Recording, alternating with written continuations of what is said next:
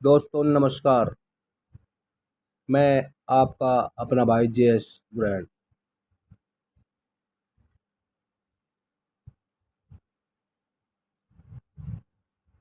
महात्मा बुद्ध और चोर की स्टोरी। किसी नगर में एक बूढ़ा चोर रहता था। 16 वर्षीय उसका एक लड़का भी था।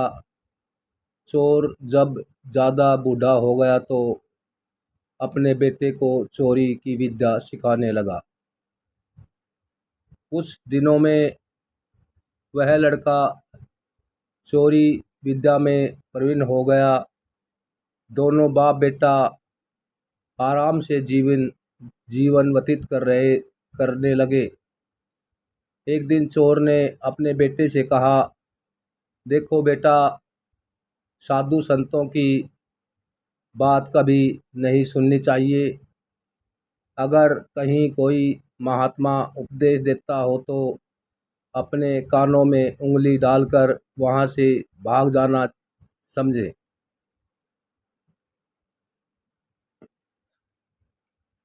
हाँ बापू, समझ गया।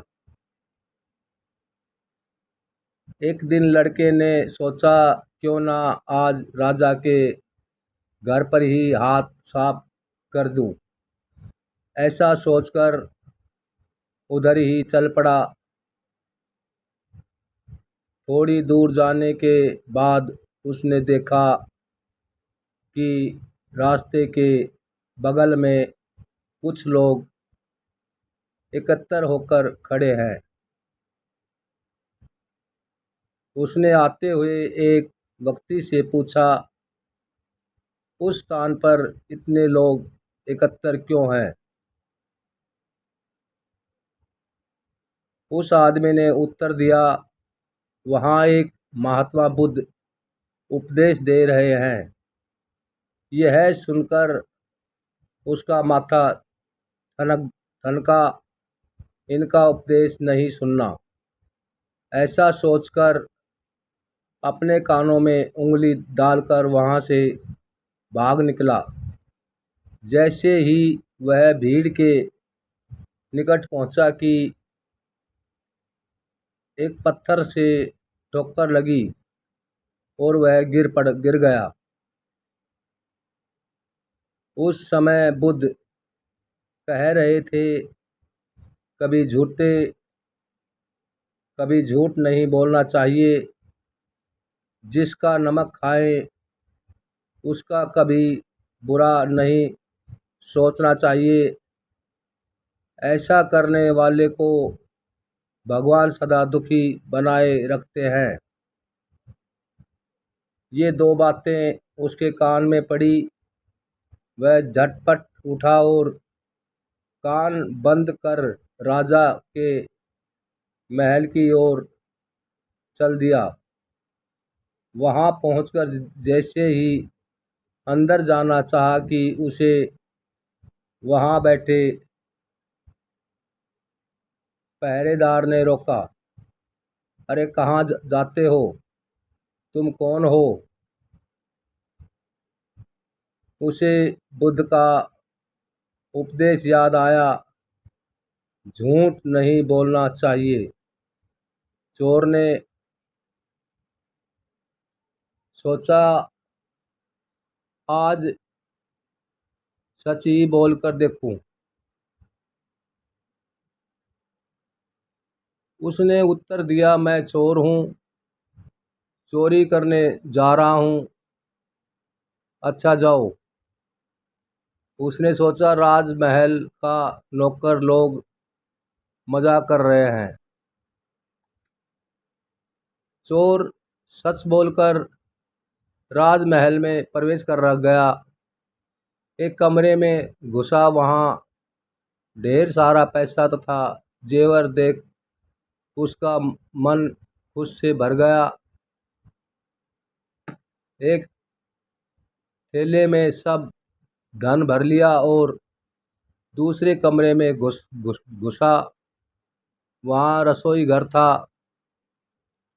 अनेक प्रकार के भोजन वहाँ रखे थे। वह खाना खाने लगा। खाना खाने के बाद वह थैला उठाकर चलने लगा कि तभी फिर बुद्ध का उपदेश याद आया, जिसका नमक खाओ उसका बुरा मत सोचो। उसने अपने मन में कहा, खाना खाया, उसमें नमक भी था, इसका बुरा नहीं सोचना चाहिए। इतना सोचकर थैला वहीं रख वह वापस चल पड़ा। पहरेदार ने फिर पूछा, क्या हुआ, चोरी क्यों नहीं की? देखिए, जिसका नमक खाया है उसका बुरा नहीं सोचना चाहिए।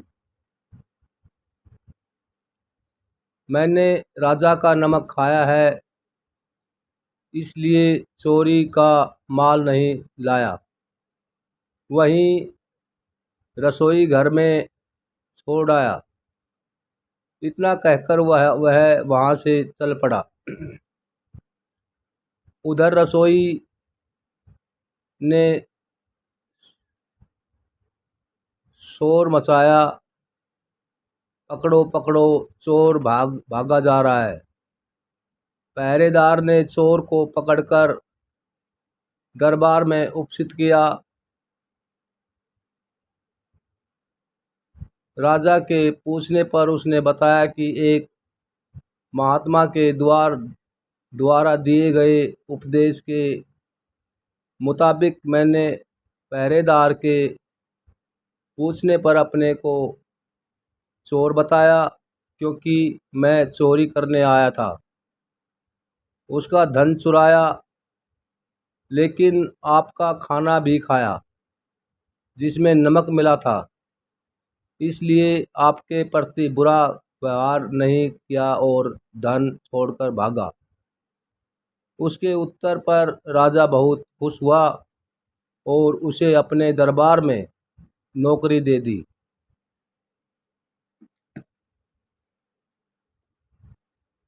वह 2-4 दिन घर नहीं गया तो उसके पिता को चिंता हुई कि बेटा पकड़ लिया गया। लेकिन 4 दिन के बाद लड़का आया तो बूढ़ा अचंभित रह गया। अपने बेटे को अच्छे वस्त्रों में देखकर लड़का बोला, पिताजी, आप तो कहते थे कि किसी साधु संत की बात मत सुनो, लेकिन मैंने महात्मा की बात सुनी और उसी के मुताबिक काम किया, तो देखिए सच्चाई का फल मुझे राजा दरबार में अच्छी नौकरी मिल गई।